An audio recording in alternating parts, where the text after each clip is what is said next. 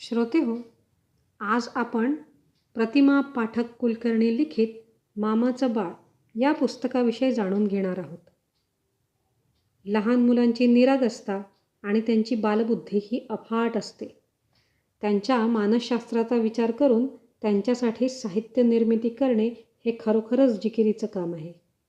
लेखिका प्रतिमा पाठक यांनी मामाचं बाळ या पुस्तकात लहान मुलांचे भावविश्व अतिशय सुंदर साध्या शब्दात रेखाटलं आहे.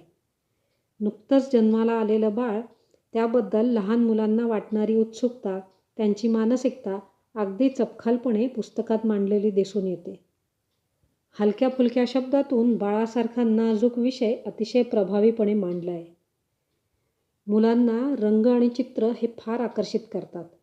या गोष्टीचा पुरेपूर विचार करत आपल्याला या पुस्तकात शब्दातून उलगडत जाणाऱ्या गोष्टींसंदर्भात आकर्षक चित्रेसुद्धा पाहायला मिळतात, जेणेकरून आपल्या बच्चे कंपनीसाठी आनंदाची पर्वणीच ठरावी. विषयाची आकर्षक मांडणी, उत्तम सजावट, चांगल्या प्रतीचे मुद्रण या सर्व गोष्टी पुस्तकाला एका ठराविक उंचीवर नेतात.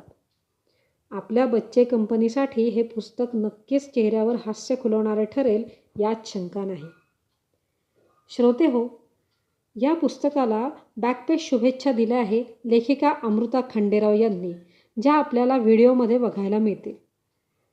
हे पुस्तक लहानग्यांना भेट स्वरूपात पण देता येईल, जे ॲमेझॉन, फ्लिपकार्ट आणि पुस्तक विश्ववर विक्रीसाठी उपलब्ध आहे.